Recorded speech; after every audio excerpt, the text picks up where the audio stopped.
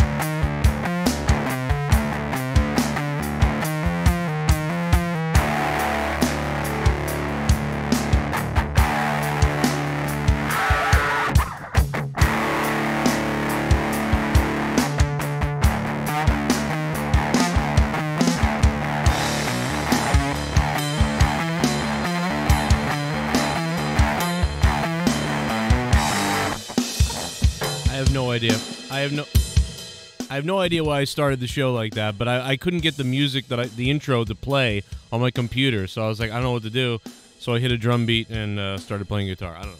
That was not how I planned to start the show, but whatever. We don't need an intro and we don't need music because the fact of the matter is Monday Night Raw is over and you're here and I'm here and let's do this. But anyway, what's up, everybody? How you doing? Get hard, baby. Give me some real shit. Give me some Cody Rhodes theme music, instrumental stuff. Give me some of that. Give me some of that Cody Rhodes. I'm feeling the nightmare. I'm feeling nightmarish. Where's the instrumental? Come on, you can do it. Somebody out there got it. Come on. Give me the Cody Rhodes. Here we go. Let's listen to this real quick.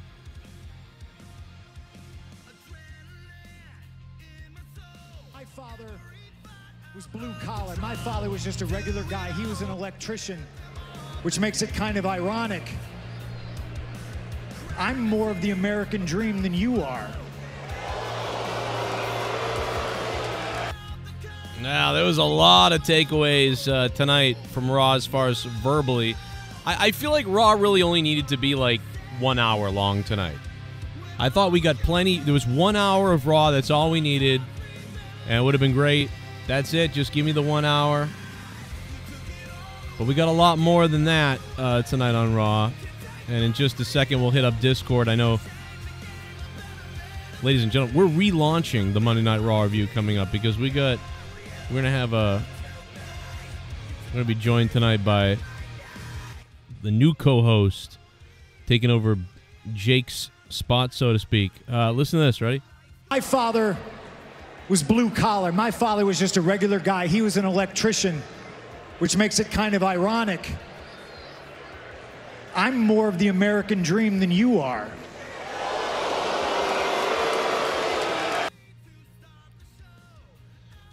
That was boom, bro. That was pretty crazy. Final Raw too, yeah, before, the Royal Rumble, kind of crazy. We're rebuilding. I just, it was just weird. It was a little discombobulated for me, but, I was watching some stuff on Raw tonight out of order, so that could be part of the reason that I felt it wasn't very great at times, but some of the face-to-face promo stuff was good, and we finally got although a vague answer to Seth Rollins' injury. On Sunday, I'm going to win the Royal Rumble. Well, Gunther, you're going to miss the Royal Rumble because it's the night before, you fucking idiot.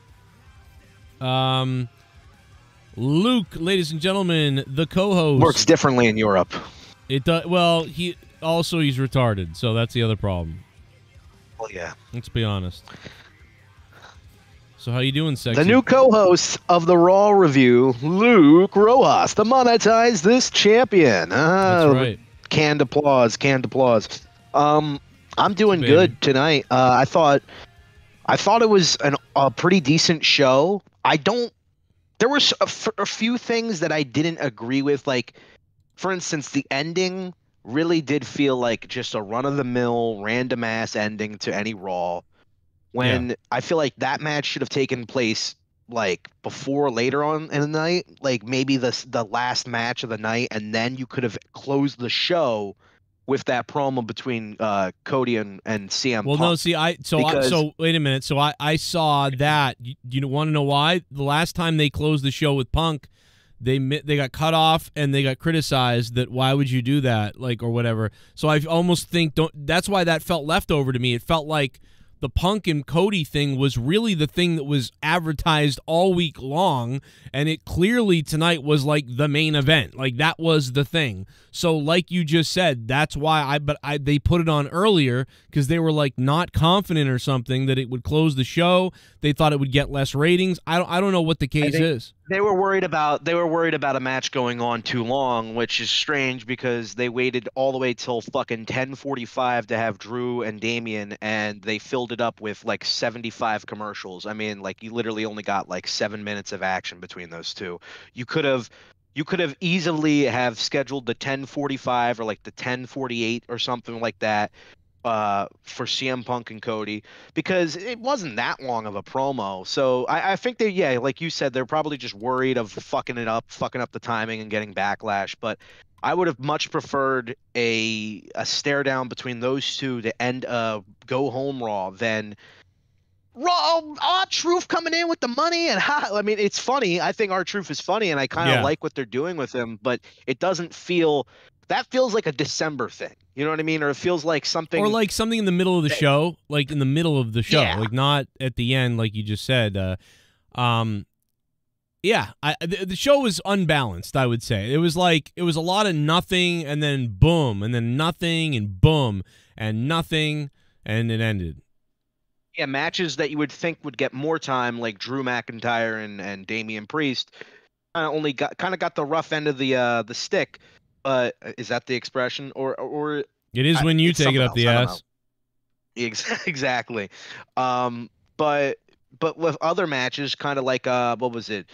Chad Gable and Ivar or Hansen, they had like a really, really good match, and it went on for an extended period of time, like longer than I thought it was. And what was the other match that was really good tonight? I like so I wrote down The Miz and Dom had a really good chemistry and good match. Like, that was good. And I don't like The Miz usually. I don't like The Miz matches, but him and Dom worked really well together tonight, I thought. I think The Miz has good chemistry with certain people. You know what I mean? Like, he can have great matches with certain people all the time. Like him and Seth, anytime they get in the ring. Like, I know it's like, oh, well, Seth can have a great match with anybody, but it's like specifically The Miz. When those two get in the ring with each other, they have like really, really good chemistry. And it's just one of those things, like two wrestlers just get in the ring and they just have instant great chemistry. And it looks like that's the case with Dominic Mysterio and The Miz. I liked I just like kind of what they're doing with The Miz. I was a little weirded out at first with his babyface run, but he's been having some like pretty good matches. It started all with the Gunther feud. So maybe like, I don't know, maybe he like as a person like said, you know what, I really want to step up my wrestling game because everybody looks at me as like, oh, I'm Mr. Safe. Fucking go out there and have the fucking 10-minute rest hold match. I don't want to be that anymore. So I like this new path that they have going on with The Miz. I don't know if I'm that big of a fan of what they're ultimately doing with him and R-Truth from the Judgment Day. It feels very like an afterthought. Like the Judgment Day prior to Survivor Series were the biggest faction in the WWE, even bigger than the Bloodline. They ran Raw, and then since Survivor Series, they really have just taken a lot of steps back in terms of their placement on the card. They kind of feel like afterthoughts. They kind of feel like they did when they were just trying to find their footing after betraying Edge. and it's surprising because they were so like they were booked so dominantly for most of the year prior.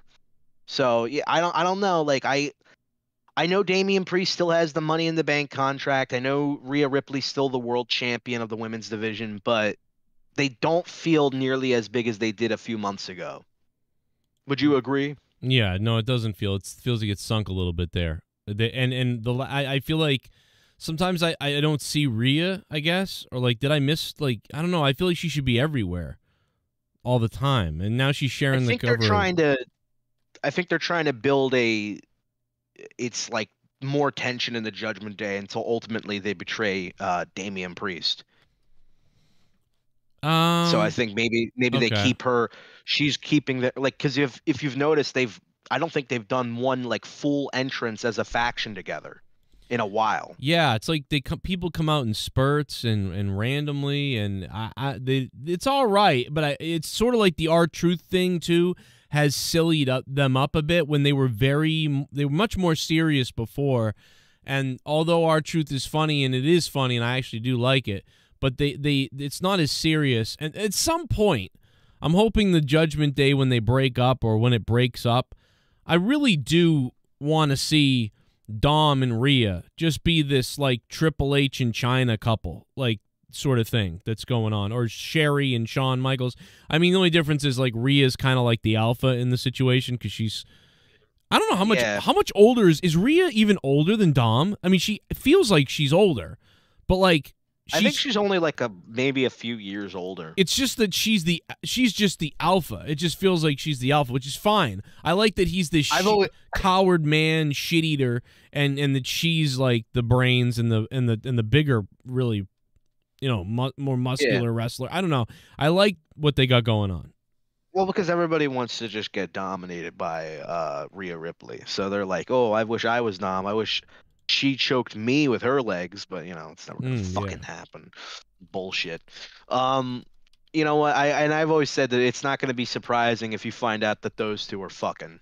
Like if you find out that they're actually having an affair. Yeah. Like wow, big shocker there. Because if you've seen them on the social media, I know they're playing it up, but man, like, if I was Buddy, I would not be happy.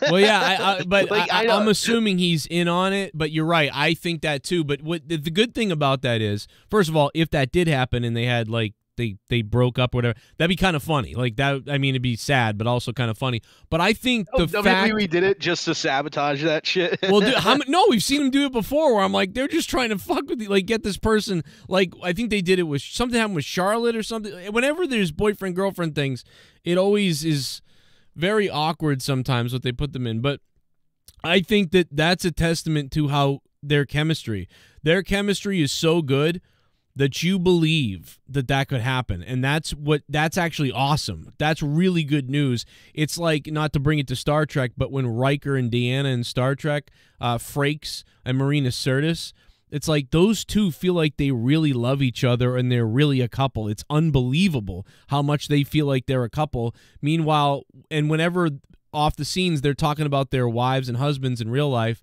I get angry. I'm like, what? Fuck that. I don't want, like, and so, and obviously in real life you shouldn't feel that way, and that's not cool. But wait, who were the characters? I'm sorry, I'm talking about Will and Deanna in Star Trek. Oh, like they feel me. To me, they feel like they're really like a couple, but it's like I know they're not. But I just that's how good this is. Like this, I believe these two people. So much so that I think that they could cheat on their actual significant others, and I wonder about that. And it's uncanny. So the fact that you have I want it to happen, and and it's like I want it to happen, and it's like I'm cheering for like their real relationship to fucking end because this is so good. And although that's a terrible thing to say, it's actually a huge compliment, And who cares? They won't cheat, and they'll really go off with their significant others eventually, and they won't be together anymore. It won't matter. But like, right? I mean, Buddy Murphy. I mean, to be fair, Buddy Murphy was with Alexa. Alexa had that kind of will they, won't they relationship storyline with Braun Strowman. And guess what? Yeah. Well, he didn't. Braun Strowman didn't get with Alexa, but Buddy Murphy ended up having. They broke up. They were engaged and everything. So Yeah, you and know, look anything's possible. But look at Braun Strowman though. Braun Strowman comes across like a big brother of Alexa. He never, when they come out together, I don't think, ooh, Braun Strowman and Alexa, they got chemistry. I think Braun Strowman's like an older brother who's trying to like her, and she doesn't really want to do that. She just wants to be friends. That's what they come across as. But like the fact that Dawn and Rhea come across like forbidden love, like it's really happening, and you know it's not supposed to, but it is. It's so good. Like their chemistry is so goddamn good. I'm getting hard thinking about it. And I know that they have other boyfriends and girlfriends or whatever the fuck they are. And I know that Rhea just got engaged or whatever. But even the fact that I know this person is really engaged doesn't matter. I still believe that she's with Dom. And like, dude, like you just said, this is like what, in public. This is like what Leah feels like when she reads her smut novels, you know? Maybe. Maybe. Forbidden love. No, it's weird. I've read some of it because I wanted to see what was going on. And it's very weird. Like, I can't even... It's very methodical, man, that stuff. It fucks with your head. Like, I think I can write, like, sexy stuff, and I'm like, you know, he ran her hands down, and, like, he noticed, like, whatever, and all these things. But, like, then I read the real novel that's, and I'm like, holy shit. Like, it's really well done. There's something to this shit. I could never read that stuff, like, out loud. You know what I mean? Like, I could never hear my voice saying that because I just, like, internally cringe. Well, see, I think that about, like crappier, like, smutty novels that are stupid, like, or most of them, like, most of them come off like that. Like, you're like, this is lame. But I'm telling you, bro, the one that I was reading of hers, like, I was like, holy shit. Like, no wonder this gets girls going. Like, this is, like, the most methodical, like, descriptive thing. Like, no wonder these ladies are so crazy. I want this guy with muscles and wings to rape me. Like, this is crazy. Yeah, who doesn't? But yeah, listen, anyway, guys, if you want to donate and you want to say something tonight, it's the Raw Review. We're back. Luke Rojas co-hosting. I'm back. It's Monday night. Why not? 233 people here. That's not bad, man, for not doing a proper Raw Review in a long time. And the fact that, you know, when I started doing Raw Reviews, it was like, you know, 100 people. And then eventually we got to 1,000 people watching. You know, to be at 230 is not so bad when you take this much time off. So Monday nights, we'll be back here as long as we have Luke and Mustafa and me. We'll be good to go. But anyway, continue, Luke. I just wanted to say Miz and Dom, great match. Love the match. Yeah, and it didn't overstay its welcome. And we haven't even talked about Rollins' injury, so that's... Let's get into that because, in my opinion, I don't think the injury, like, didn't happen. But I think the level of the injury might be a little worked because there's no way... If like the doctors are telling him 4 to 5 months and with surgery, like there's no way that he's just going to be like, yeah, but I might be at WrestleMania. Like, you know what I mean? Because what are they going to do? Do a mic? Like, I just think that it's a little worked. Like, they know he is injured, no doubt about it. But I think it's more of a, he's injured, but let's make them think he's more injured than he actually is. You know? I think all right, I get what you're saying. I think you're right usually too, but like, I really think that he is borderline. Like, it's one of those things, right, where if I believe him about the tear, by the way, because I thought it was MCL from the beginning, and the fact that it's a slight tear and he didn't rip it all off and rip it apart, but what he can do is rip it apart. You know, like it's I don't know. This is where I don't have I don't know the doc. I'm not a doctor, so I don't know. When you slightly tear or rip or pull or whatever you want to call it, your MCL, and you talk about rehab, I don't know how that works. You slightly tear your MCL, you can rehab it to where it would work again, or to where you can try to make it stronger temporarily. But like, I'm under the impression that if you slightly tear an MCL, that's got to be repaired somehow, but maybe that's not correct. If that's not wrong, I don't know. They might be working that. They might be working that because I don't know. Maybe. How do you have it this far out? You're literally next, like this Saturday is the Rumble. Right. You only got a few months until WrestleMania. How are you gonna really hold off on? Oh well, I'm gonna try everything in my power.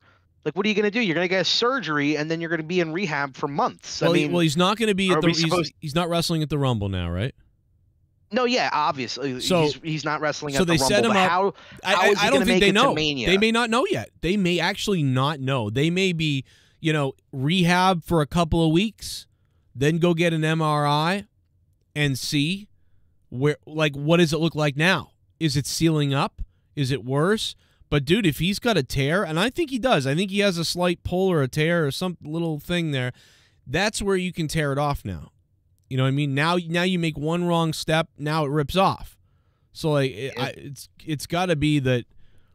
Well, if he tore his MCL, how's I don't know. If it's that bad, how is he limping? You know what I mean? I don't think he tore it. He didn't tear it off. He didn't tear it off. He might. I don't even. But you tore. But he also didn't he say he tore his meniscus too? Yeah, torn meniscus. So I don't know. To me, it just doesn't make sense. If it was that bad, he would be with crutches. I don't know if it would be with this. It's if it's the doctors are telling me to be out, that I might be out for, that it takes 4 to 5 months with surgery. Right. Then I mean, do you really think he'd be walking around with just a small cast? This is not. I don't know. This is simply not the same thing. But when I slightly tore my hamstring, it was. I mean, I was black and blue, and not horrifically, but pretty badly black and blue, and I mean it was about 4 weeks before I felt almost fully right again, and that was pretty bad. But it was 4 to 6 weeks before I was fully healed, and that was like a slight tear of the hamstring, a very small tear, and. So maybe, if it's only torn 20%, 10 or 20%, does it just heal back up again, or does it, I don't know how that works. I'll have to look up the injury, but I'm assuming that it's like this. I'm assuming that they're trying to wait for the evaluations. They're going to see how it goes. And if there's no improvement or slight improvement, I'm betting that he's going to wrestle at WrestleMania. And as soon as WrestleMania is over, he's going to have to go for some kind of surgery, because the doctor is going to tell him if it's torn too much, right? Or it's just nagging him, or whatever you want to call it. The doctor's going to probably say something like, hey, you're going to tear it, at some point, because you're doing this wrestling every other night and all week, whatever. Yeah, he might be pulling a Cody. Might be pulling a Cody where it's like, I know I'm going to get more hurt because of this, but this is gonna make my fucking career. I gotta be in the main event. Well, yeah, technically, and that's. I mean, this is your wheel. This is your leg. But at least he didn't tear it, in the gym. Yeah. At least he could. Well, tearing it in the gym, is that any more better than tearing it in a nothing match with Jinder Mahal? Yeah, it doesn't really matter. But after Tony Khan shat on the match for a week, we were all like, "Shut up, Tony Khan. Stay in your." Oh. It kind of ended up backfiring a little bit.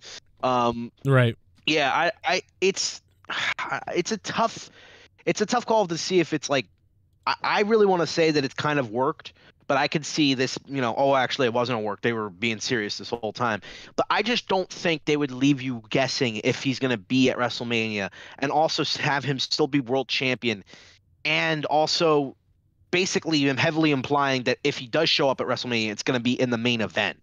Right. That's what and also set up this Gunther thing too, because when Gunther came out, I was like, you know what? Honestly, prior to this whole injury, I mean, that was a big speculation that Gunther was going to be the next challenger for Seth Rollins' title, and they were going to face each other at Australia. Maybe at the Elimination Chamber, but I mean, I don't know. I don't know what's the point of setting up stuff like, they might actually get him in a feud with Gunther, or get him, you know what I mean? If they are basically telling him that he's going to be out for 4 to 5 months, and it's like that's what it doesn't make sense to me. Well, I just if there think was any doubt in their mind, they would have just had him strip the title. This is what they had planned tonight for Gunther and Seth, to do something in the ring and set up their match. And they don't. I'm assuming they don't fully know about Seth yet. They still don't really know 100% about Seth yet. But so they just went, okay, let's go with what we were gonna do. But instead, it's more of a vague, I'm gonna challenge you. So you still get Gunther in the ring with Seth. They still do this thing that they're supposed to do. It's just in a different way. That's all I saw it as. They still wanted to have that interaction, even though they weren't setting up a match like they might have planned on doing. Like they really were trying to set up Elimination Chamber, like you just said. This would have been a Elimination Chamber thing for sure, probably. Like, oh, I got you. Well, they would have either had Gunther challenge him or have Gunther be a part of the Elimination Chamber. Well, maybe match not though, because Rollins' Chambers. title. But Chambers still a ways away. This might have been the plan for him to still come out and just say, I'm gonna win the Rumble. So Seth is the champion. So I mean, it makes sense. The Chambers injury 4 weeks away. Yeah, but injury or not, it still makes sense. And here's the thing: if Gunther doesn't win the Rumble, right, then it would make sense for him to only challenge Seth after the Rumble. So this still could have been the plan, regardless of the injury. Who just joined us, Mustafa? I don't know, but I muted them. Oh, it's a turtle. Yeah, it kind of threw me off real quick. Anyway, well, speaking of Gunther, Gunther has the Intercontinental Championship on the line next week against Kofi Kingston, but I think the thing that's probably most likely going to happen, because I don't know if Seth is going to be medically cleared at the Elimination Chamber, probably won't be, is I think what they're setting up for is Jey Uso and Gunther. I think they're going to have a match with each other probably at Elimination Chamber or around that time, and maybe on Raw. And I think Jay's going to come close to winning it, and then Jimmy is going to screw him over because, you know, I'm not going to let you win a singles title before I do, and then that sets up for their WrestleMania match. One thing I wanted to note about Jey Uso is that he seems to have really taken a big, like a lot of people after Survivor Series, has kind of taken a step back since his world title match with Seth Rollins. He just kind of feels like a guy in the background doing like the goofy stuff. Because ever since his retarded yeet thing that he started doing. Yeah, I mean, he got it over though. I like the yeet thing. I don't know, man. I think the yeet. I think if it was someone else who didn't have the energy and have the just natural likableness of Jey Uso, I wouldn't really like it. You know what I mean? But like if like Xavier Woods started saying yeet, like Xavier Woods to me kind of annoys me. Like he's kind of find him to be a little bit douchey, but he's like because he's like a video game. No, that you know what it is. That's because of the video game stuff. He seems like a video game like cunt or something. I don't, you know what I mean? Same with Big E. Like yeah, Big E seems like a cunt too. Big E just seems like a complete douchebag, and he also he brings up race a lot too. So there you go. Where he tried to talk down to the Miz and said the Miz doesn't know anything about. By the way, struggle because breaking news. He's fucking stupid. Breaking news. Bodyslam.net. Kevin Patrick set to be removed from SmackDown commentary team. Oh no! I'm sorry. Oh no! I don't listen. I don't cheer for anybody to lose their job. Not just because I want to be the commentator in WWE and actually do commentary and make this thing exciting. It's not because of that, my jealousy or whatever. I've been tweeting Road Dogg, all that sort of thing. It's not that. It's because he just sucks on commentary. But here's the thing: I like to say a nice thing because I do think this guy's probably a nice guy. He's my age. But here's the thing: he's a great backstage guy, and he's really good at hosting the opening shows. I like him on the panel. Yes. Please put him back there, just like Byron Saxton. I think these guys deserve a job in WWE. I just don't think he should be on commentary. It's awful. I like Byron Saxton they had him as the ring announcer, and I thought he was great. Like I thought he kind of reminded me a lot of Howard Finkel with the way he announced things. I think he's great with stuff like you said, with stuff like just announcing the superstars or announcing the matches for the press stuff. I think he's great with that. And Kevin Patrick would be great as that Todd Pettengill role where he's like, well, tonight we're going to have Drew McIntyre versus Damian Priest in the main event, like to just hype up the card. But when it comes to play-by-play, this guy was not trained to do that. He was trained to be a host of a show, not a commentator of a show. There's a big difference. There's a huge fucking difference. The commentators are basically the hosts and the fucking like play-by-play and all of these other. They're telling a story. They're narrating a match. They're trying to plug 100 things. It's a very complicated job that you can't just like, oh yeah, well you do stuff on the panel. You can be a commentator. You know what I mean? Like you actually have to be trained for years to do it. Yeah, or you know, have some sort of charisma and energy to do it. You know, I think the biggest reason I love commentary for this reason, because if you ever took TV class, which obviously I did, that's all I ever did was TV class. I went to college for TV radio. But like one of the best things, one of the greatest things ever, and what I wanted to do, my favorite thing in the world, I'm a nutcase. What I'm about to say is crazy. But dude, bro, when you're live on the air, like obviously commentary is great. I like when people leave you alone and you get to just call commentary. It's like an art. It's so fun. When I call independent wrestling, it's just mostly me. There's no really producer. Once in a while there's someone producing, but most of the time there's not. It's just you calling wrestling and that's it. And even some of the things in the story, they didn't tell you what was going to happen, so you have to create the story. I love creating the story and like saying like he said backstage this and you don't even know. I love creating all that story. It's so fun to create. But the second part of that is just broadcasting in general. The rush. It's only some people understand the rush if you did TV class and stuff like that, of when there's a producer in your ear and somebody is like, we're going to this now, we're going to that, say this part's coming up, okay, teleprompter on 3, read the teleprompter, blah, blah, blah, we're going to break after the city blew up. Okay, the city blew up, and now we'll be back, and then go to that. Now we're cutting this footage, and we're off air really quickly. Come back here, look at this, and cut a quick, can you record this quick audio for the commercial? Like, and just chaos of being live for an hour or 20 minutes or 30 minutes or whatever it is.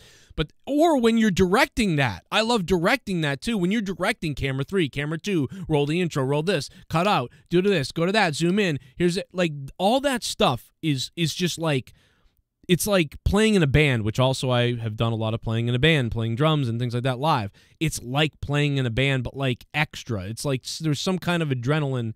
And so all of that stuff. And like you just said, that's the thing about Michael Cole. Is Michael Cole, whatever you think about Michael Cole, whether you like his commentary style, you don't, you think he's okay, whatever it is. Sometimes he's really good, sometimes he's different sometimes. But the thing about Michael Cole, and the thing that about some of these guys, is their ability, and probably not as much now without Vince there or whatever, but their ability to fight through the noise of someone producing them, plus Vince jumping in, plus needing to be on time with cues and say certain things and ad reads and all that stuff, but then also be calling the live spontaneous action. That is something. Well, yeah, because he was a reporter. So it's a lot different than just being guy who hosts a panel show and you talk kind of in a freestyle, like. So obviously the biggest match of the night. Damn good. Yeah. I think Michael Cole, I know you never really liked his voice back in the Attitude Era. I think Attitude Era, Ruthless Aggression Era, Michael Cole is honestly one of my favorite commentators of all time. You know, like up there with Jim Ross, up there with Jerry the King Lawler, and I even liked JBL in 2007. You know, I thought he was great then too. Well, you know, you're younger, and so I get that. Obviously, like, to me, it's always like it's actually amazing, all the great commentators, but like Gorilla Monsoon, Jesse Ventura, Gorilla Monsoon, and Bobby the Brain Heenan. And you just said Gorilla Monsoon twice. Did I? Yeah, I swear, dude. I swear I have a tune. What if you just did it every other time, like Gorilla Monsoon, Bobby the Brain Heenan? Bro, I just was say it every other time. I was freezing today because I was driving at work, and as I showed you, my fucking blower motor on my car went. So not only did the blower motor go, but like I'm trying to fix it, right? I'm doing all this shit to fix my blower motor, and I put the new blower motor in, all this time, all this work, and doesn't work. Still doesn't work. I check the fuses. I do fuse stuff. Fuses, that doesn't fix it. I pull out the blower motor. I go get another blower motor, and we put it in the blower motor again, to thinking maybe it's a defaulted, you know, it's a fucked up blower motor. Yeah, it still doesn't work. So the only thing that's left after everything that I've done with this goddamn blower motor has got to be the resistor. That's the only thing left. So all day I was calling it a transistor, and Leah was like, "You said transistor again." I'm like, "I did?" She's like, "Yeah, you just did." I'm like, I thought I said resistor." She goes, "No, you said transistor." And I'm like, I have a tumor. Like, I might have a tumor, like, at this point. I'm a tumor. Yeah, that sucks. That really sucks. 40 years, I never had to replace a blower. My mom hasn't had a car in like almost 2 years now, because her car just broke down on the fucking like highway. Since then, we've just been taking Ubers everywhere. What? So yeah, I can definitely. Yeah. Want to see something funny? Is it funny or is it sad like your life? Oh, I don't know if it's funny, yeah. But some...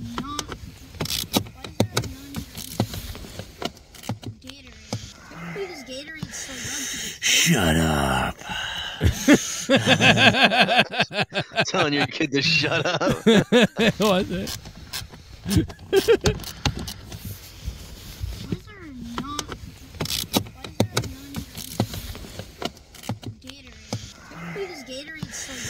Shut up. Right up. Yeah, no, she was actually helping me and we had a good time. But then it didn't work and I felt like a failure. I thought, like, because I was like, oh, you know, I'm going to get the blower motor's going to turn on. My daughter's going to go, wow, Dad knows how to fix things. And, like, you know, but no, that's not how it went. It went, oh, well, that's how things work. That's how things work with the dad. When he tries to fix things, it doesn't work and he gets really pissed off and he curses and he goes, "It's fucking shit," and he like punches the wall and that type of stuff. RKO in the chat goes transistor.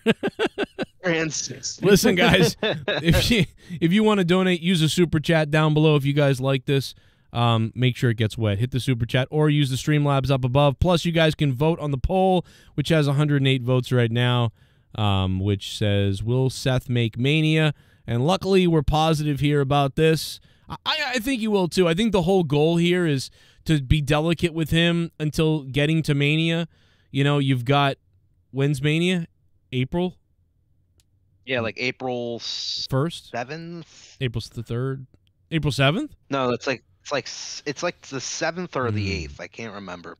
Okay, so you know, you've got February, March. So you've got so that's why they're doing this, because like, if the guy gets surgery now, it's ridiculous. If he rehabs it, he could still tear it, right? He could still tear it at some point, and certainly if he comes back, he could tear it. But I think their goal is, let's say you tear 20% of it, right? You tear it 20%. Okay, you don't need surgery. You need some extensive rehab, but you might need surgery if you don't heal properly. So let's keep an eye on that. And well, they said it was a level 2 tear. Okay, so we should look that up. Like, what's a level 2 tear? I think a level 2 is, like you said, 4 to 5 months. And it's like him being like, well, I'll try everything in my power. Like, what are you going to do? The doctors are literally telling you it takes 4 to 5 months to fucking heal it.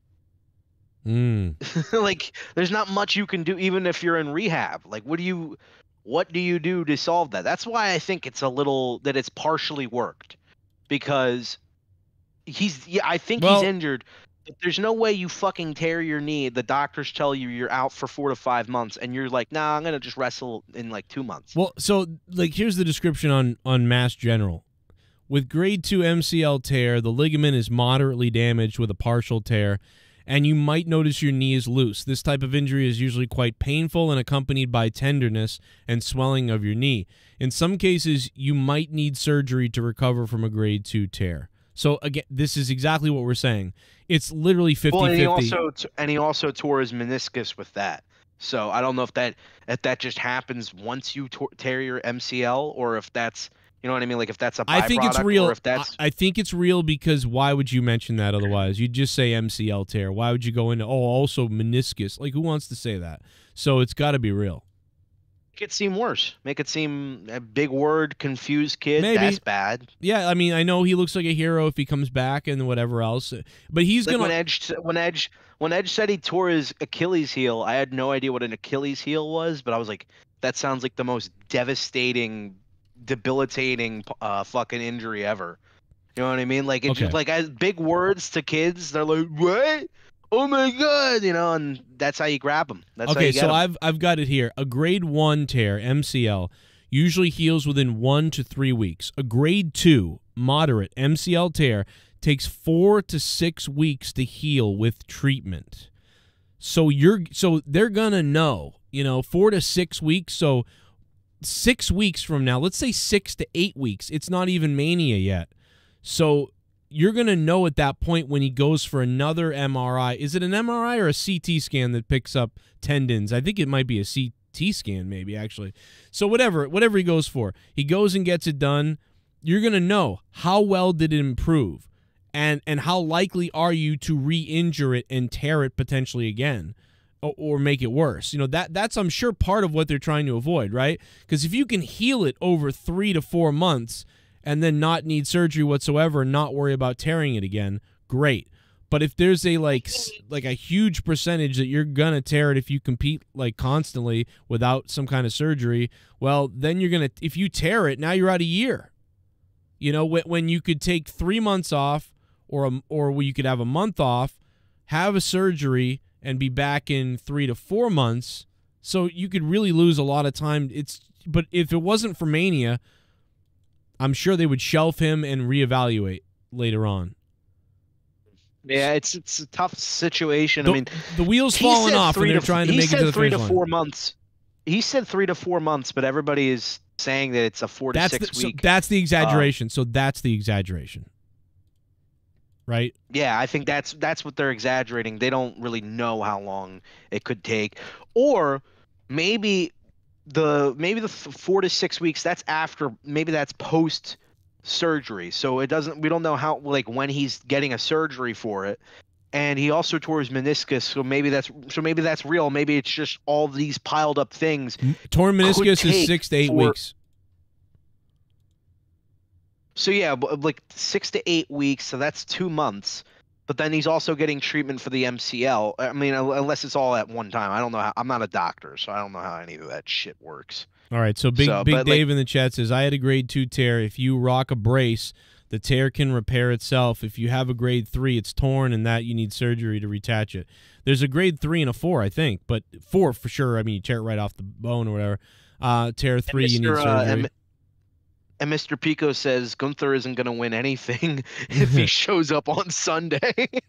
Yeah, well, that's all I said. That's what I said at the beginning. I said, this motherfucker's going to... Where'd everyone go? He's going to be too late. Go?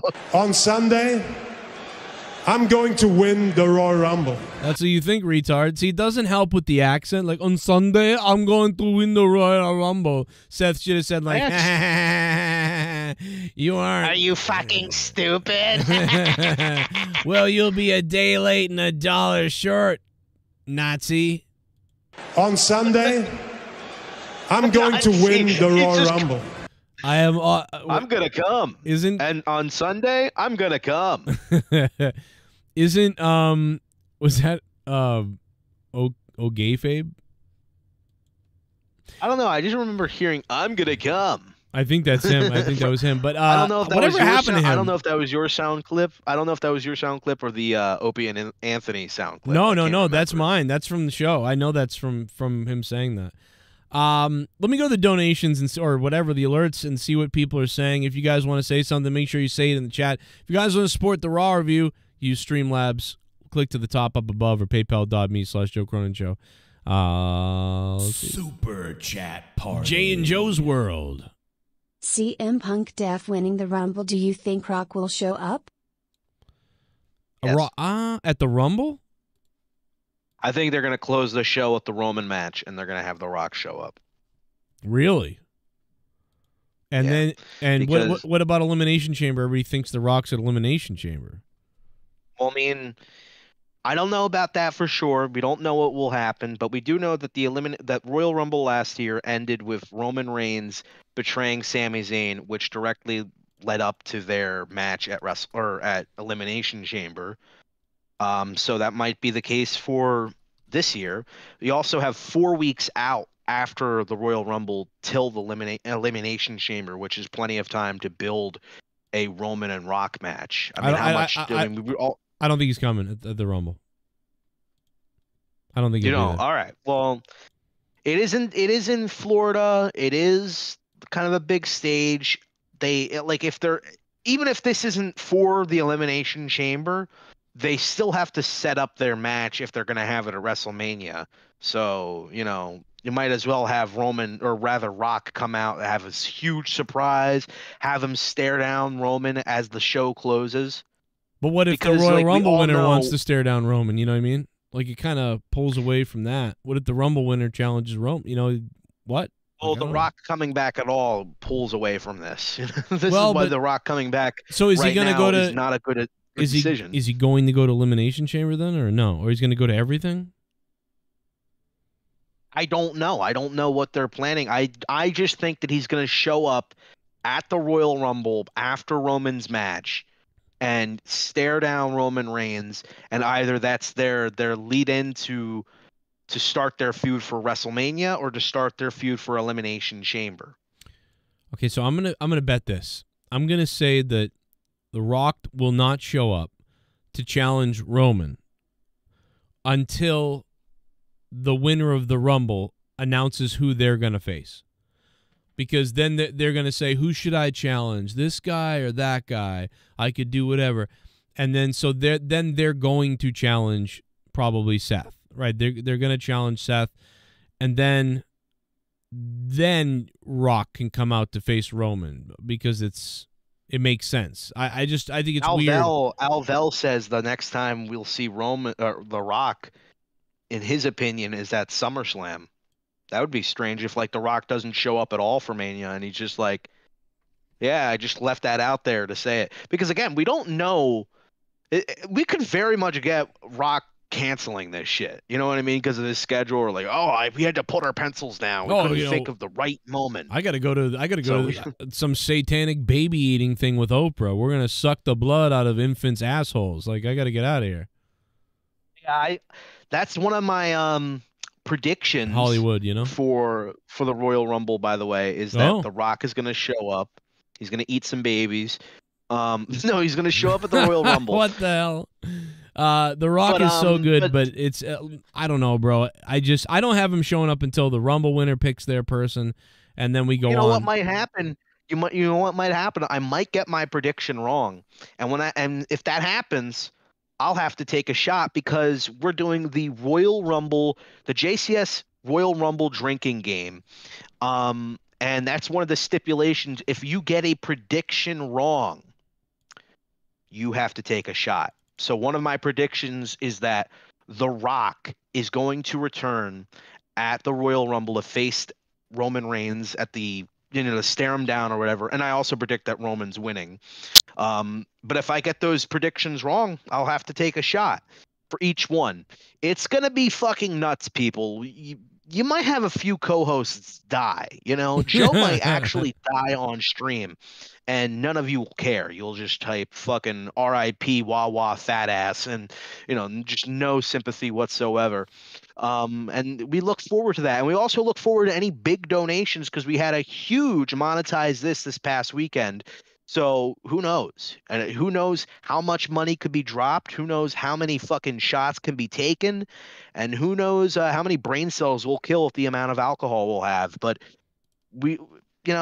it's going to be fun. It's unpredictable, that's for sure. Imagine if The Rock did Rumble is very unpredictable. Imagine if The Rock did have an oxygen tank at ringside. That would be amazing. One thing you can say about Stone Cold is Stone Cold looked out of shape at first in his WrestleMania return against Owens, which is understandable. But man, did Stone Cold Steve Austin kick into a second wind that was unbelievable. If shit face, that's what he was getting drunk. I don't know, bro. If I was Austin out there and once I start blowing up, that's it. Like, I am going to be done. Like, but he was drinking too. He was like, Right. me fucking, I'm getting buzzed. I'm getting buzzed. Alive. This whole damn arena is gonna see Stone Cold Steve Austin whoop Kevin Owens' ass. No, I blew up against a teddy bear. You should have seen me, dude. I almost threw up. I know. I saw you. Now, I never told this story, but I've been out of shape for a while since I stopped playing hockey every Friday night. But, bro, when I got into that ring and I started wrestling that teddy bear, in the first 4 minutes, I was blown up. we had to keep stopping the camera and I would lay there breathing heavy on the ground thinking I was going to throw up or pass out, and then I would get up and then do one quick spot and then lay down again, and then we get up and lay down again, and like, bro, embarrassing when there's other wrestlers. Right, the other around. wrestler, like Teddy Goods must have been like, what a fucking, like, what is this? What a fucking loser. But then you go out and you face. How embarrassing was it that probably Grimm's Toy Show has better endurance and stamina than you? Oh my like you God. keep getting, I'm gonna kick the shit out of Grimm's Toy Show, dude. All Grimm's Toy Show have to do is fucking run away for like a minute or two, and you'd be gassed. Yeah, he was. Well, like, was it tiring? Was it tiring when you did those few spots when you went to New Jersey? Yeah, I was a little bit tired, but I will say for that, I started running like a lot. Like I was trying to run a lot to like get, because I knew having your Rocky training montage. I knew I was going to be in New Jersey, and who knows what the hospitals are like. So I better like do a decent job of getting in shape. But no, not very good. I blew up a little bit there, but it wasn't as bad, I guess. If that makes any sense. It's a good thing you never fought Scampoli, that's for sure. Well, yeah, I'd have to. I don't know, man. I almost think a fight is less. I feel like wrestling is harder than a fight. I don't know why. True. Wrestling is all about the stamina and the endurance. Like the fight, I feel like, isn't he super short? So you might be able to just knee him right in the fucking face. Exactly. Like, yeah, exactly. Or do a Jericho. You just hold on to him for dear life with a fucking face lock. Oh my God! Imagine that. That's what I did that's what I did when I was sparring with this guy who knows jujitsu. He just was, he just wanted to show me that he could kick my fucking ass, and he did most of the time. And then he like raped me. But at one point I had him like locked in a fucking face lock, and I just was not letting go. No matter what he did, no matter like how he tried to get out, I just held on for dear life. And I sucked his cock that night too, and it was really satisfying. Let's talk about the thumbnail of that match too, where Grimm's grabbing his balls, and I look like a pudgy, like stouty fuck. Like I look like Kevin Owens on a bad day in this thumbnail. I never thought I would look like this, by the way. I always thought like I'll be skinny, I'll be like, oh, it'll be amazing. And boy, I was in worse shape here than I am now. But like still, like wow. Like Cronin is literally the guy he's the perfect example of the guy who kind of peaked when he was in his 20s, then he got a hot wife, and then he just gave up. I got a hot wife, I got kids, she's never leaving me. I had some believability, even when I was 30, even 8 years ago, there was some believability like, hey man, I might have to get in the ring tonight and take a hit or take a bump or something. So, but like when I saw me with Grimm, I was like, man, what a couple of fat dads in their 30s, like still watching wrestling. Horrible outfit too, like the worst leggings. I got to tell you, I was trying to do the Bobby Heenan and the Jerry Lawler thing, or like the heel manager thing, where like I'm gonna wear the worst thing on purpose. Like I obviously I have good looks like Josh. Someone says looks like Josh Allen throwing an interception. I don't even know. I don't get that, but I'm sure someone's laughing. No, like somebody. The thing is, like I had good wrestling clothes and boots at home, but I didn't wear them. I purposely wore these tight, weird-looking things. By the way, I had red ones that I was gonna wear, which would have looked even way crazier, worse. But like I didn't bring them because I just forgot them or whatever, so I had to put the black ones on. But I really wish I wore the red ones because they were just so the red ones would have been great. You would have loved the red ones. I would have looked like a kiss cocksucker or something like that. But let's I mean, you did look like some sort of cocksucker. What else happened tonight? Because there was a lot of good stuff. I feel like there was. Well, no, I felt like there was I thought there was like a couple of good things, and that like there was a lot of filler nothing. Yeah, well, I mean, when I mean like a lot of good stuff, I mean like good moments, like we said, good matches, and with the Miz and Dominic Mysterio, I think the the opening tag match for some reason was really fucking hot, especially that ending moment. I don't know if that was piped in or if that was natural crowd reaction, because they were like super hot Yes. for the Imperium versus the fucking New Day. Like, it was insane. Dude, it's I don't think it was piped in, but I noticed some of the generic when the guys were having a promo in the ring, like even Cody and Punk. It was like when there was silence, it felt like the background crowd was weird. Like, I just felt like it was not real. I don't know why, but I'm sure it was. Yeah, like, I don't know. I don't know if it was. I can't say if it was piped in or not, because I really don't know. But it was odd that, like, the Gunther and Seth promo, they got a loud reaction for those guys. Yeah. But as soon as the New Day came out, it was like, it felt like, I don't know, it felt like Stone Cold came out or something. They were like, ah! Like, they were exploding, bro. They were going insane. And then the fucking holy shit chant off of a kind of an average stable spot, like, that you would see at every pay-per-view. I think we saw it like 3 times this year. So yeah, it was a little weird. Well, it was kind of weird how explosive I've they been going were, to wrestling but shows for over 30 years. Here's Rastafa donating. Rastafa is furious that he has no reception on his phone. That my security, he's my losing his safety, mind in my life DMs. was in danger at a wrestling show. I'm pissed off. Wi-Fi sucks where I'm at now.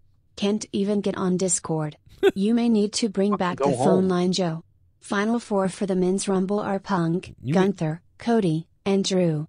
Rock shows up after Roman wins. Wi-Fi Let sucks. Punk win. Wi-Fi sucks. I can't get on, Joe. You might have to bring back Skype. You might have to get a better fucking phone.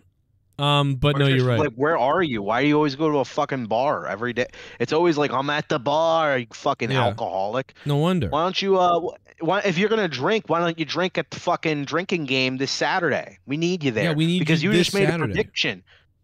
You just made a few predictions, and Rastafa, if you get them wrong, I want you to pay dearly. I want you to take a shot. Bro, the bingo card is going to be crazy.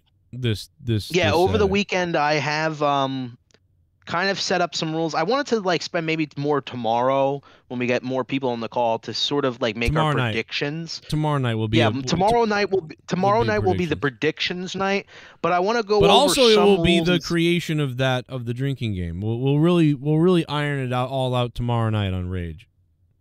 All right, I just want to go over just a few rules and see if you're okay. So I separated them into shots and drinks.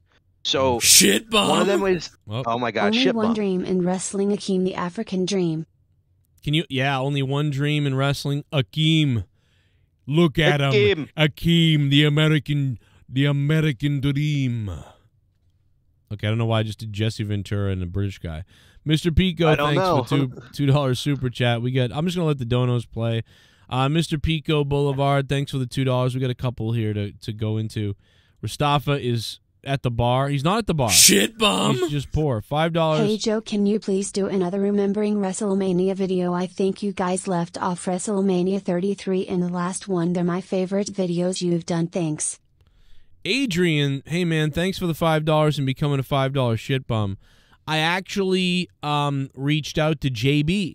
Me and JB did 33 or something, 32 WrestleManias, where we did it might have just done 30. We did Remembering WrestleMania, and it was really a great time. It's like, and if you guys haven't heard it, Remembering WrestleMania Part 1, there's Part 1, Part 2, and Part 3 of Remembering WrestleMania.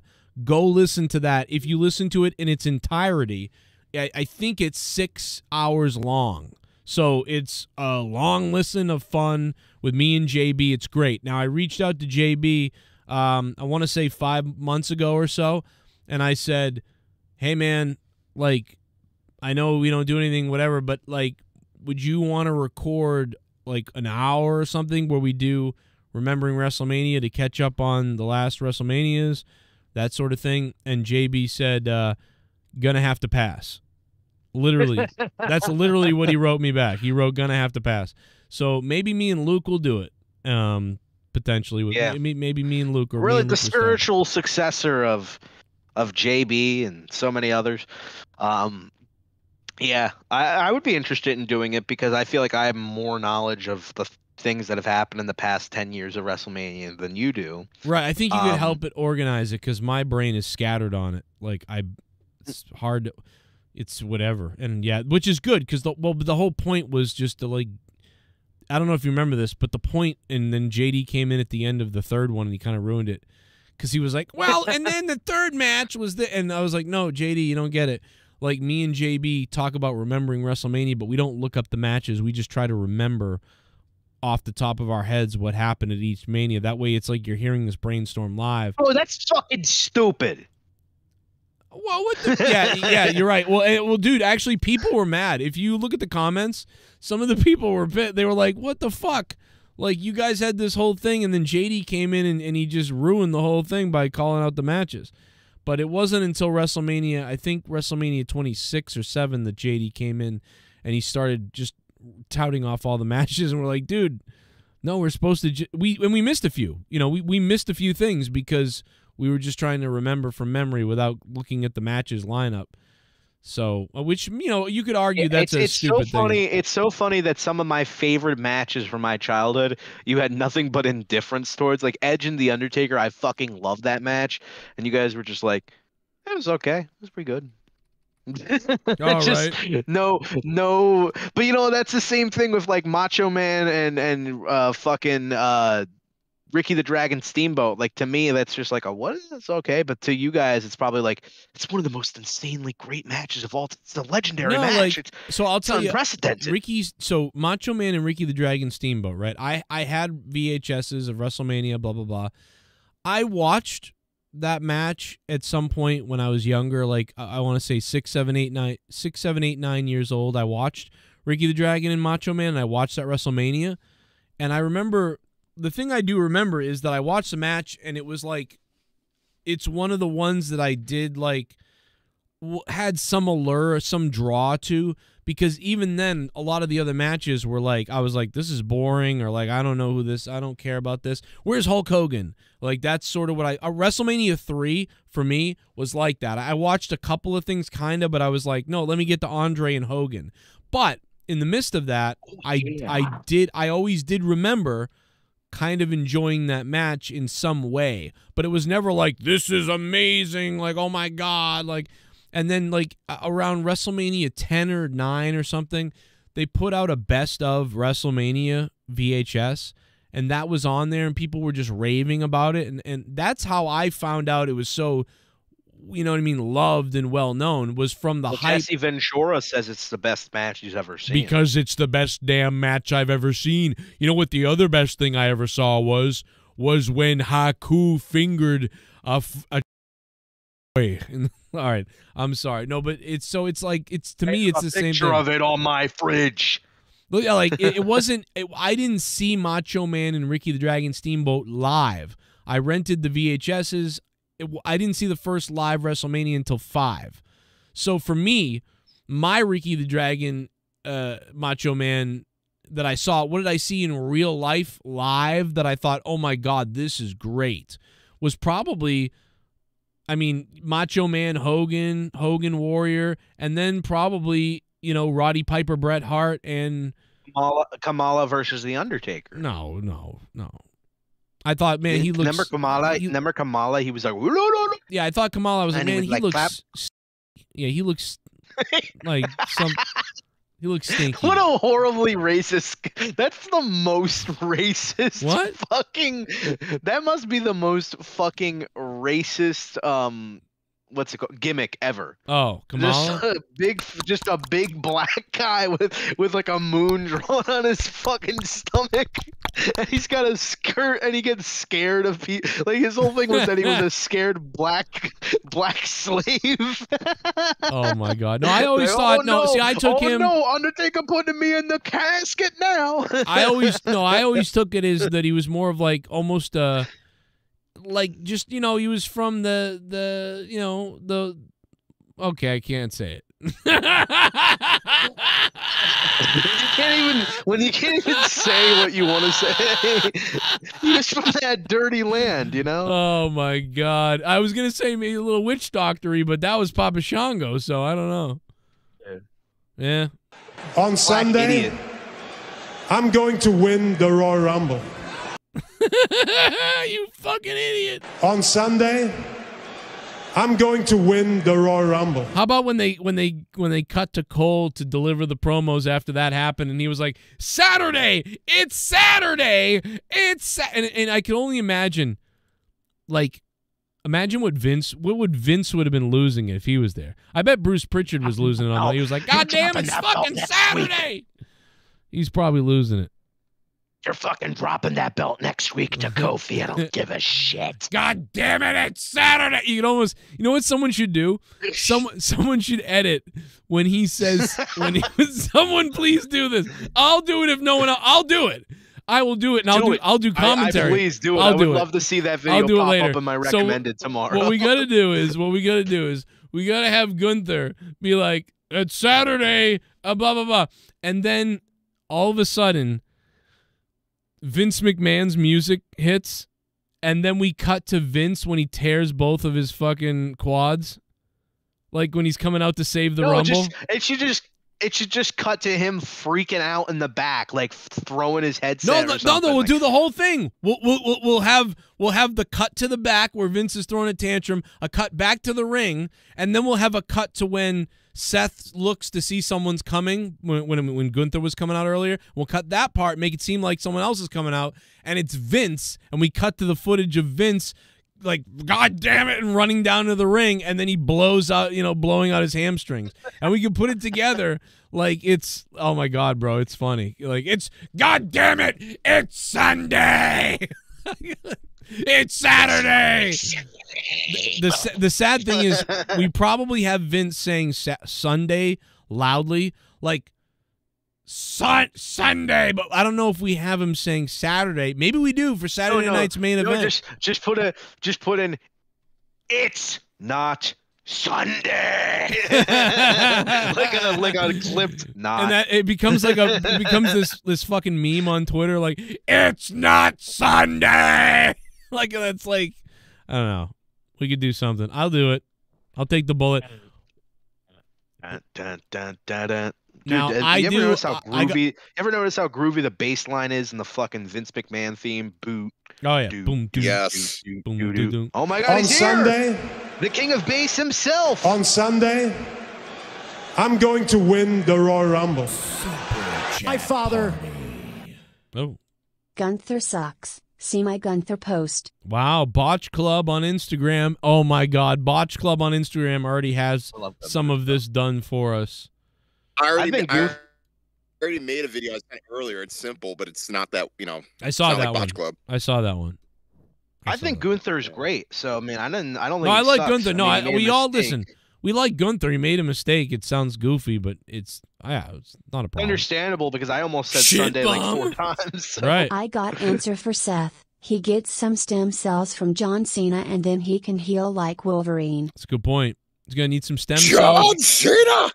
Get some dead babies. Ice baths, all that stuff. Casey is Raw. Casey is gaming and wrestling. What? What a fucking loser. Mustafa, how you been? Wait a minute. What happened to Casey is Raw? Why is he Casey is Raw and gaming and wrestling? Wasn't he Casey is video games and all this other stuff? Now he's wrestling? Fuck off, Casey. He's like Johnny Nitro or John Morrison. He just has another alias. Oh my well, God. If there's one thing that we do know is Casey is dumb. Oh. Not butt fuck dumb, though. A lovable way. Yeah, not butt fuck dumb. Thank Great you. callback. How have you been, Rostafa? What did you think of Monday Night Raw? And we will get more into, I don't know how much more time we got, but we will get more into the show itself. What did you think about the Cody and Roman, or rather Cody and CM Punk promo? Fire. That was the best thing on the show, Straight for fire. sure, right? Yes, Nothing it was. beat that. And best part about it is all of it is rooted in reality. Yeah. It's all real. And there was not, you couldn't say that Cody was wrong about this or Punk was, because people, especially tribalists, like AEW tribalists, will just be like, well, he cost, Tony Khan, the audience by not having the power rankings. I'm like, dude, who gives a crap about yesteryear? This is literally today. Cody brought up some points. Punk brought up some points that nobody knew about. And the fact that this is going into the Rumble. By the way, you practically see the last two men standing in the middle of the ring at the Rumble if that's what creative wants to do it. Well, you never know. They might have fucking Shinsuke somehow get involved, and then we have fucking if that happens. True, dude, I know. All due respect, I don't want that to happen. Sorry, I'm sorry. Oh, no, it's okay. I was just gonna say nothing against Shinsuke, but at this point, who's a bigger superstar as far as being in the Final Four? Is it Shinsuke or Drew McIntyre? Well, I think Drew McIntyre is going to be in the Final Four, but I'm just saying they might have Shinsuke eliminate Cody because they've kind of like, you know, he's been in a not to further a feud with them to WrestleMania, but to have like the Royal Rumble 2010 spot where Shinsuke eliminates Cody, similar to when HBK got eliminated when he was trying to face The Undertaker at WrestleMania. And, you know, Cody maybe doesn't have a hissy fit and, like, attack referees, but he looks really dejected and he's walking with his, like, hand on his head. And it's like, well, it seems like the dream is becoming even farther and farther away from Cody Rhodes. And then, you know, that's the way that they can lead into whatever they have planned for him for the Elimination Chamber or whatever they have planned for him at a WrestleMania. I don't think he's going to win, and I don't think he's going to be in the top four. And by the way, or around the Final Four. Speaking of your prediction as far as the Fatal 4-Way, and I pretty much said this earlier, Rock showing up at the Rumble is the most logical thing you could do up until this point. Not in the Rumble, just after the match, after the Fatal 4-Way, after Roman pins, probably most likely LA Knight. You know, that's my prediction for that. Rock's music hits. There's a stare down. I don't see any fisticuffs going on. I just see Roman and Rock stare each other down, and Roman's kind of like, you know, what the hell are you doing here type of a thing. And Rock's just like, I'll see you soon. Right. Type of a deal. You know what I mean? And just lay it ambiguous after that. Because, and I think why I think this is going to happen at Elimination Chamber and not WrestleMania is because it gives a more centered time frame for The Rock for his schedule. He just basically all this month, or all the next month will be WWE from this point at the Rumble till the 24th of February would all be WWE. So you could have him come out, I don't know, 4 weeks in a row or anything, but you would have him come out for multiple promos, multiple appearances. This would all fit in his schedule. And that way he doesn't have to spend about 3 months promoting WWE and kind of having to work around his schedule. That's why I think it is going to happen at Elimination Chamber. It works best for his schedule, and it works best for his money, for his wallet too. Well, I was just going to say, Luke, the thing is he already just fused his, his XFL with the other company now. I believe they're called the UFL, if I'm not mistaken. And basically that's his, I guess one of the biggest front runners of what he's doing this year. Plus also the SAG thing is done, the SAG strike. So most likely he's going to get back in the film and make another film. As far as when the shooting of that film is, nobody knows. As far as what project he's going to do, nobody knows. People keep saying, oh, he might do another, Fast and the Furious movie when he already burnt bridges with that. So there's no prediction with that. So again, Rock being open like quick question. Yeah, what's up? Did I sound like a robot 5 seconds ago? No, you didn't. You sounded fine. All right, I just want to make sure because somebody put a robot. I would have made fun of it. No, I think they were doing that because when Mustafa came in here, probably. No, so check this. Joe, you're talking about like reviewing WrestleManias. I was thinking, like, what if you did like WrestleMania 1 through 13? I did 14 to like 25, and Luke did the rest. What are you talking about? Like you're talking about ourselves? Yeah, just basically reviewing WrestleManias, throughout, like as you just brought up earlier. Well, we already did it with JB. No, I already know that, but I'm.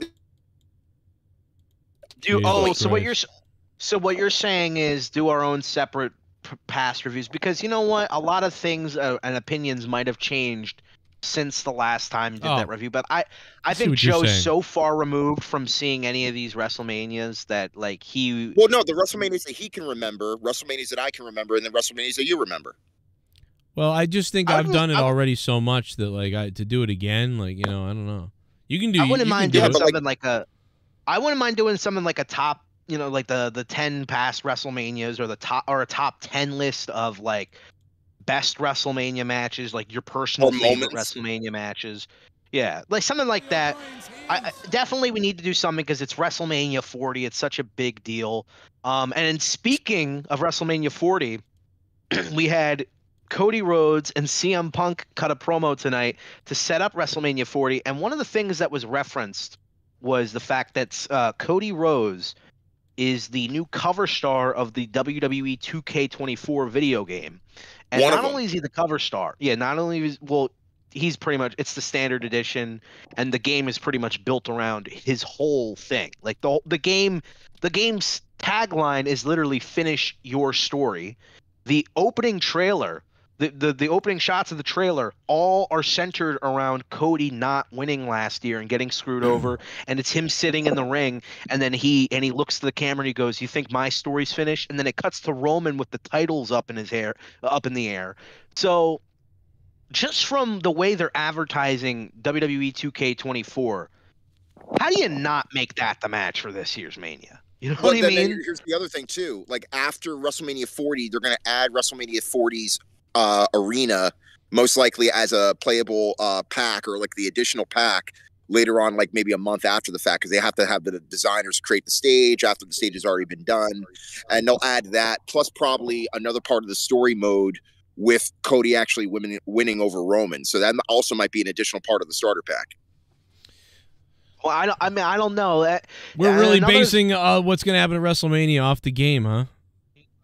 That's great. Well, to me, I'm only saying it because to build your game around this whole like finish the story thing, and to build it around Cody, the advertising is being built around Cody versus Roman specifically, because that's really what it was about.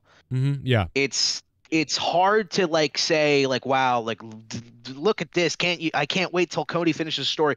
The Rock's coming back and just gonna have a match at WrestleMania. So it's like, oh yeah, I feel bad for a lot of the Bray Wyatt fans that wanted Bray to be on the cover this year.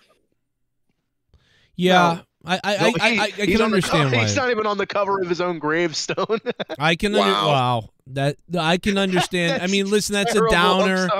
I don't think I understand. I definitely understand like the tribute to, like, you know, let's put Bray Wyatt on the cover in the video game and that sort of thing. I just think it's such a downer, you know, to do that, and with everything else, I don't know why. I just feel that way. I get the honor though, and that it maybe would be nice. It just feels weird. It doesn't feel right, you know. I hope should have had him as the special edition, you know, him walking around upside down. You're gonna have to pay. Well, you're gonna have to pay for him. But no, I hope that. I mean, I hope something cool is in the game for him, and there's like a tribute to him. But I just think him on the cover is, I don't know, but it is kind of cool. But was he already on a cover, or am I just imagining that? I'm imagining that, right? He might have been.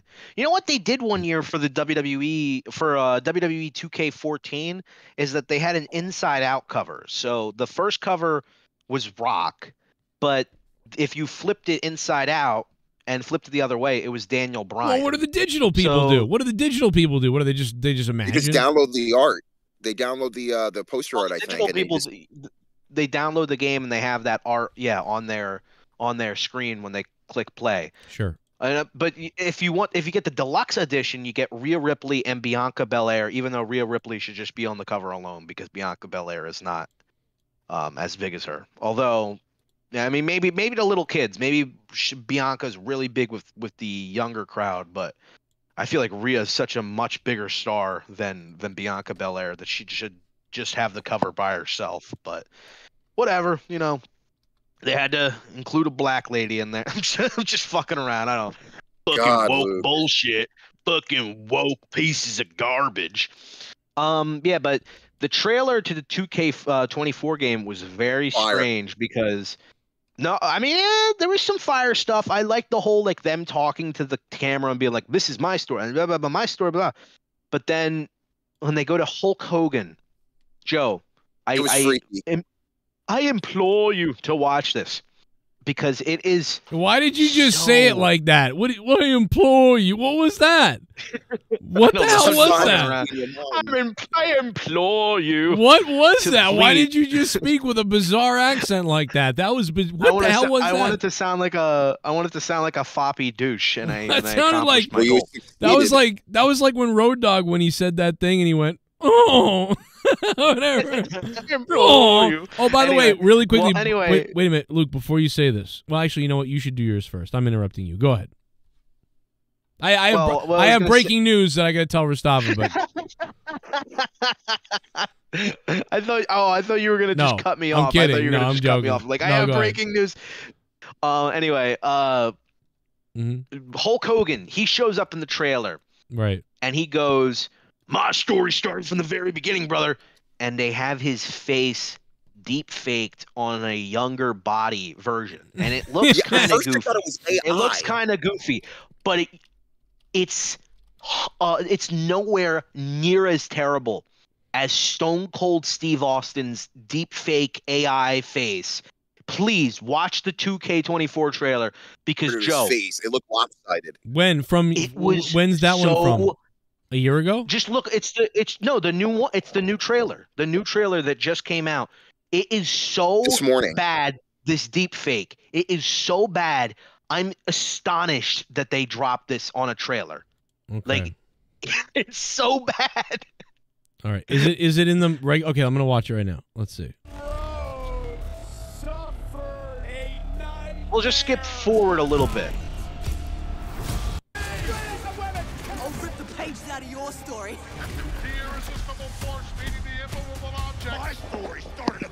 Oh my God! You didn't see this earlier, Joe? No, I missed this. And go to Stone Cold's, because Stone Cold's even worse. Oh my God! You know what it looks like? You know who he looks like here? Do you remember at the end of Ghostbusters 2, Vigo the Carpathian takes over Dan Aykroyd? Oh my God! He looks like the fucking painting of Vigo the Carpathian. Why am I dripping in goo? My story started at the very beginning, brother. Oh my God, bro, that does not look good. But you know, like, what are they gonna do? Spend a bunch of money on a shot of Hogan saying that? You know what I mean? Or don't do it. Just don't do it. And then, here's the thing. Why not have? Why would you not just get Hogan to say that on an audio recording? My story started at the very, and then have cuts of him. Why do you need to see? I don't know. Okay, all right. Well, whatever. It's low budget. Go to Austin. Austin. My story's full of ass whooping. Oh my God! What is that? We should do a review on this trailer alone. What? We need to do a review. Oh my God, the head doesn't fit with what they did. Dude, the neck is like lopsided and the face is weird. Hold on a second. Watch this.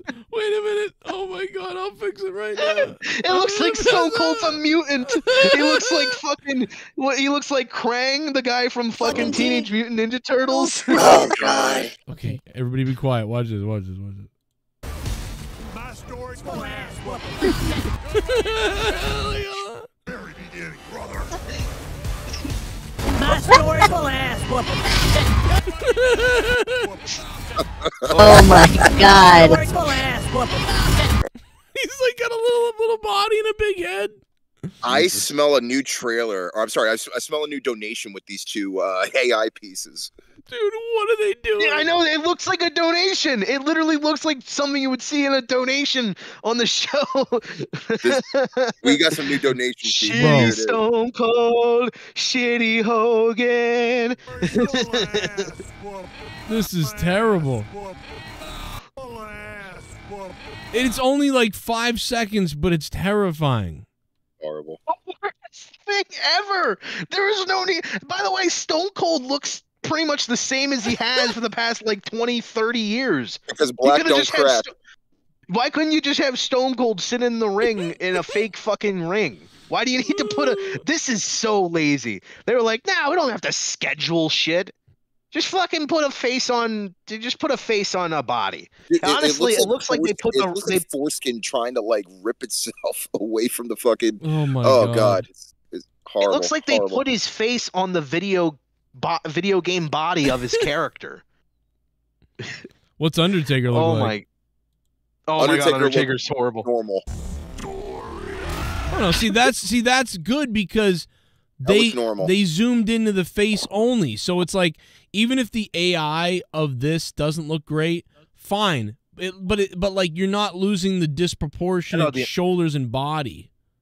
I thought the Undertaker looked stupid. He had a big fucking massive widow's peak, and he looked like a Half fat his career, mom. he had a widow's peak. He looked like a fat mom. That's what he looked like. Well, but it looks better. Retard. Looks better than that. Looked better though than the other ones. That like I cannot. Wow. All right. Well, the video games have not gotten Taker right in a while. They always make him look like he's old, even when he's in his younger gear. Like he looks way older. Well, than to be he should. fair, I mean the Undertaker kind of always had an older look of death. He's dead. Dude, Undertaker 2007, 2008, and it just looks fucking amazing. He was ripped. Like he lost so much weight. He looked, dude. Best shape that he ever looked in his life.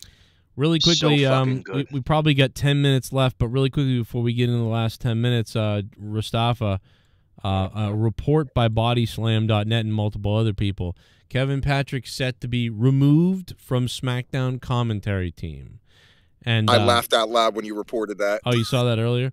So yeah, I saw it. So I couldn't help it. I couldn't help myself. I just couldn't help it. I sent a picture of a dog's eyeballs exploding. Of that, I couldn't help it. Did you get blocked? No, I sent the picture of this to Road Dogg with the eyes of a dog exploding. So I couldn't help it. Oh, you didn't know? So I sent that. Oh, you didn't know? You're not gonna get a call from somebody. And only 2 people liked this, and one of them was Road Dogg. Yourself. He liked his own post. No, Road Dogg liked my tweet to him of the eyes wide that Kevin Patrick's getting fired. Hilarious. I cannot get over the Stone Cold picture, but yeah, good for you, Joe. You get to celebrate the firing of a poor man who just was trying to get. No, I don't want him fired. I don't want him fired. I said this. I like him. I just, I'm just saying that. Would you want him to be like Byron Saxton backstage? It's like a backstage interviewee. Oh yes, yeah. He should be a backstage guy or an opening pay-per-view guy or a host. Kevin Patrick is really good at hosting. I love him back there. Go do it. But I just want to say the breaking news that Road Dogg liked my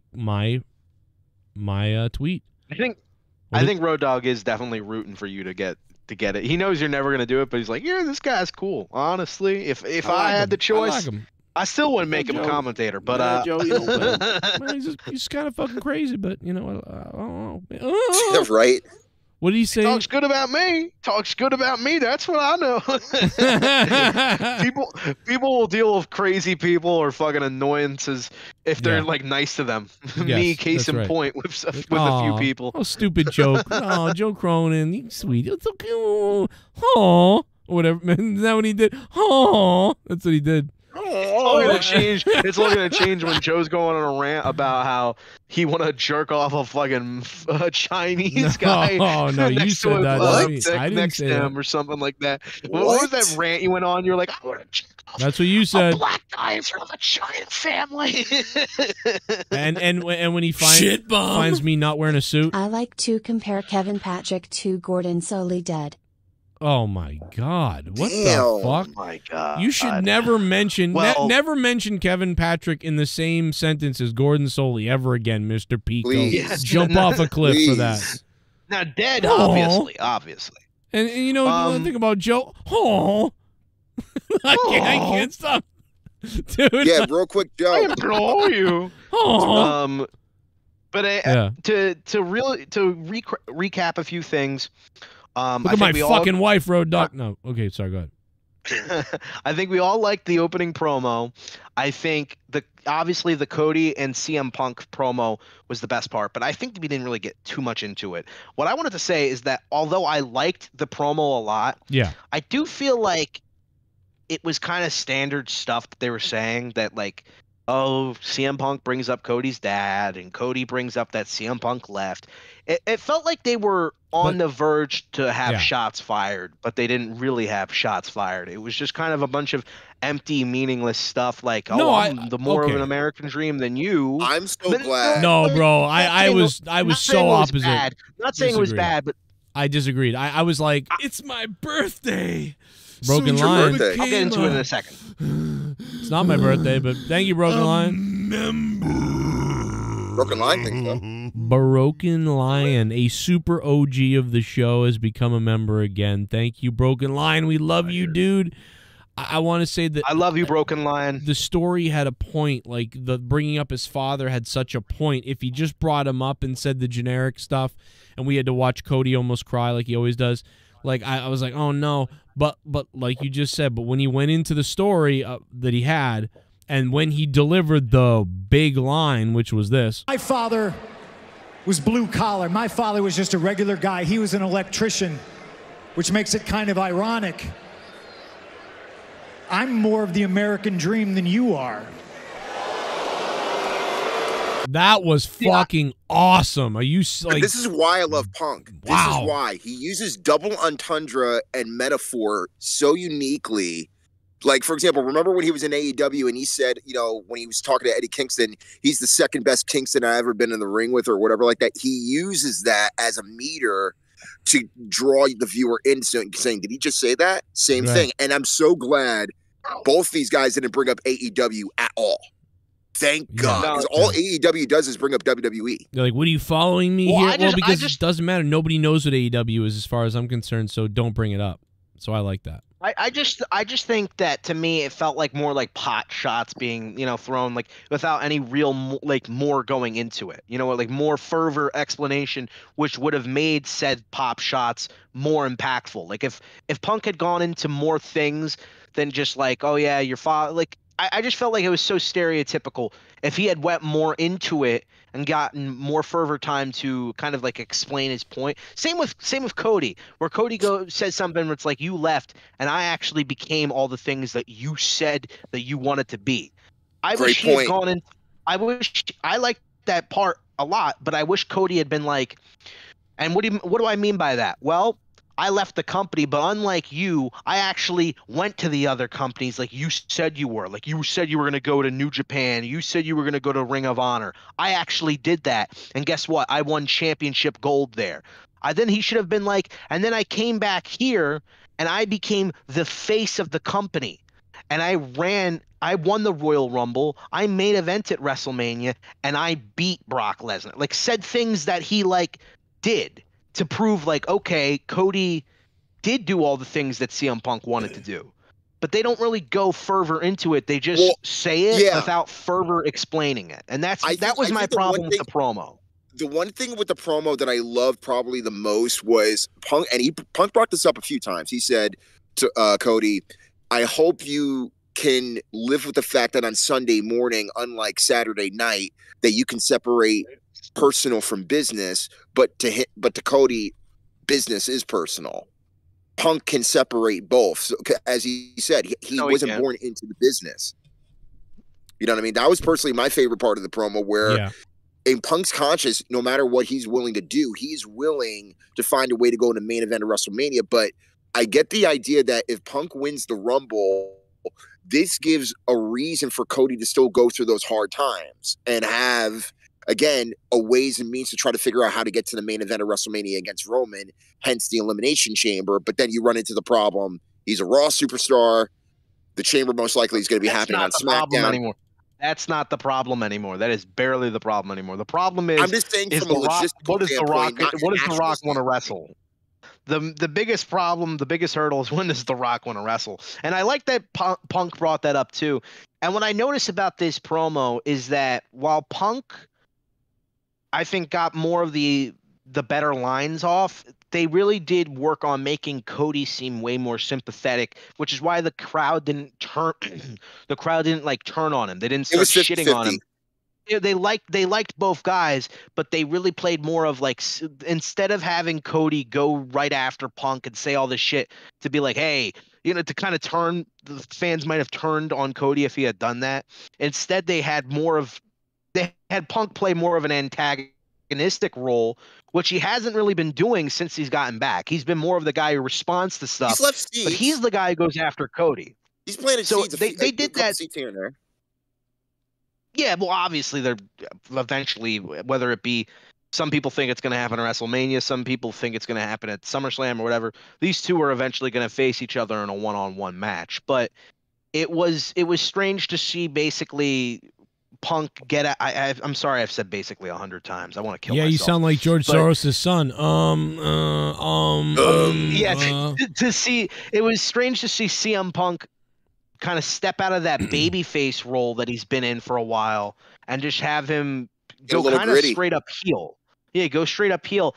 But and also the fact that Cody was, you know, they really are seeming to play up this fact that, oh, Cody's getting passed up. You know, like he even brings it up, like a legend comes back who hasn't been here for a while, and now he's the big talk of the town, and I'm talking about me. So obviously he's also alluding to The Rock being here now, being a huge hurdle for Cody. I think The Rock showing up is just a huge throw off for WrestleMania. I think it's so basically, are you basically saying that The Rock is basically trying to throw off the scent of what we're supposed to be expecting, and just to kind of take the focus off of Cody and Punk for a little while? Is that what you're alluding to?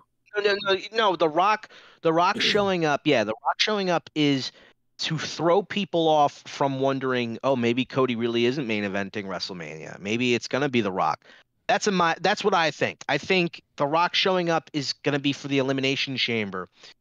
But the reason why they've done it the way they've done it, you know, so far out from the chamber, is to throw people off and wonder, maybe, you know, to speculate what Cody's future for WrestleMania really is. Is he going to finish the story? Is he not?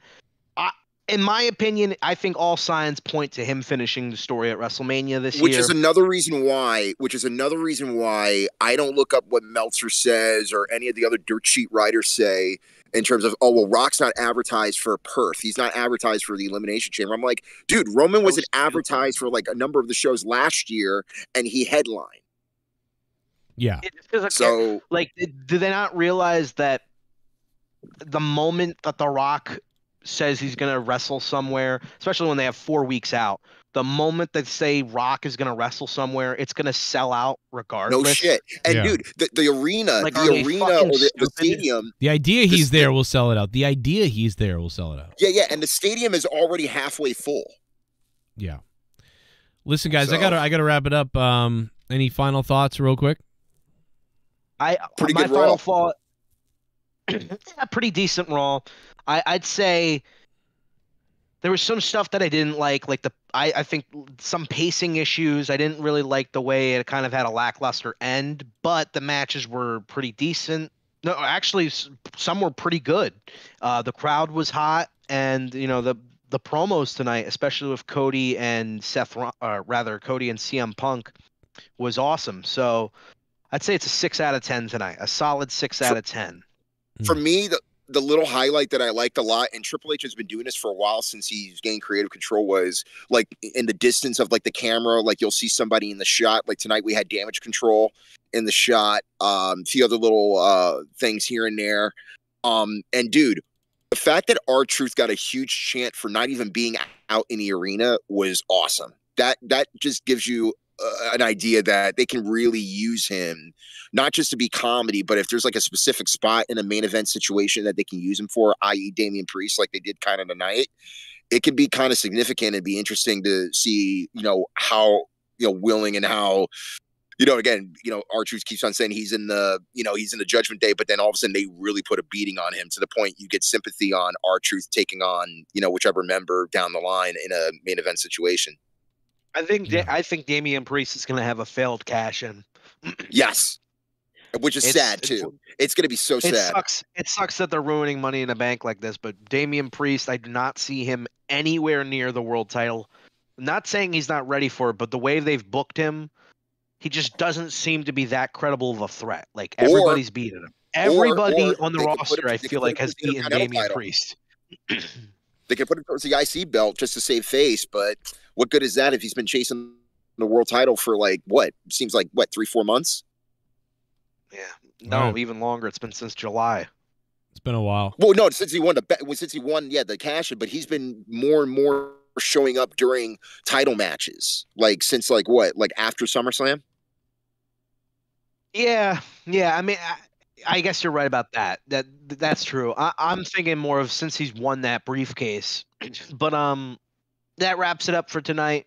I'm getting tired. I know Joe wants to leave. I got to go to work early. I will try to figure out a way to join you guys. Hey, Bullfrog is a moron. Scissor me, Joe. I love you, Luke Crowhouse, but Cody Rhodes is cringe. How is he CM Punk? He walked away just like Punk. That promo made no sense.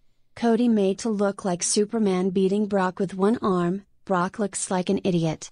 Fans will turn on Cody, just watch. You know, at some point, everybody seems to want to turn on Cody at some point for whatever reason. That's fine. But I don't know, diminishing him right now is ridiculous. This guy gets massive ovations. He's like one of the top stars in the company. I just think, thank you for the donation, Randy Viper. I love you, brother. But I think it's delusional. That's delusional to say that. Yeah, and Joe, it's delusional too because also it's been 2 years since he's been back. He lost at Mania, and he's more over than he was when he was at WrestleMania. Yeah, last year. He already has like gotten rid of the clamoring of they're gonna turn on Cody thing. That was coming out in his first 6 months of being here because of his past and stuff. And now, like you just said, it's over 2 years, and they're still loudly chanting for Cody. So even if the crowd support does diminish and people start turning on Cody in 3 years, in 4 years, or actually in 4 years because we're already 3. So even if that happens and you go, see, I told you. Well, no, it's been 4 years. So it's like this guy I just view it as and I love Randy Viper, but I just view a lot of the Cody hate being they're going to turn on him. People say this about anybody who gets over now who isn't Roman. I feel like literally if you're not Roman, they're going to turn on you and you suck. You're overrated. But then they also they also hate Roman for being here. It's so annoying. Just listen to the crowd. I get it. There's people out there who don't like Cody, but just listen to the crowd. Just listen to the crowd. Just look at the merch sales. Just look at the love that he gets from the kids. He is the next face of the company. He pretty much is the face of the company. If Roman wasn't the champion still, Cody would be the face. No doubt about it. And the only reason why Roman is still the face of the company is because he was a pre-established fucking picked from the beginning. Like I can go into I keep going into it, but whatever. I just want to just say this. I think Cody is over. I think you're wrong, Mr. Randy Viper. But you know what? I love you to death. And Rostafa, I hope we see you tomorrow. I hope we see you on Saturday. We're going to do the predictions tomorrow night for the Royal Rumble. All of our predictions, stuff that we were like, oh, who's going to be the run-in, whatever. And we're going to finalize we're going to make the final draft of the 2024 JCS Royal Rumble drinking game rules. We have we got to get your liquor ready. You got to fucking, get your liquid courage ready. And I'm rambling at this point. I love you all. Have a great night. I'll see you guys tomorrow for the predictions. All right, there you go. Luke Rojas, Rostafa, killing it tonight. Thank you, Luke. Great job tonight. Good to be back here. I think there's some things we missed we didn't talk about, but that's okay. It is what it is. But I do want to say again, The Miz had a really good match with Dominic Mysterio. They had really good chemistry. Love Dom's little furry boots too, by the way. Pretty hot. That's it, guys. I hope you guys can click that like button and stick the thumb all the way up. You know where. And I will catch you guys tomorrow night for Tuesday Night Rage. Come and enjoy it, guys. Plus, Could Kevin Patrick be relieved on commentary? He's terrible at that. He's good in the back, but he's not good on commentary. All right, WWE. They're probably going to bring up Vic Joseph, if anything. That's what's really going to happen.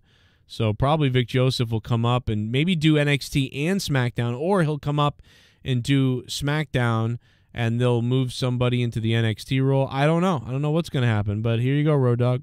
Stay right hand! They're right in front of us here! And now That's too high. The ring Teddy Goods with Channing Tatum. Oh, look! Oh, my God! Wow! Goods through Channing Tatum.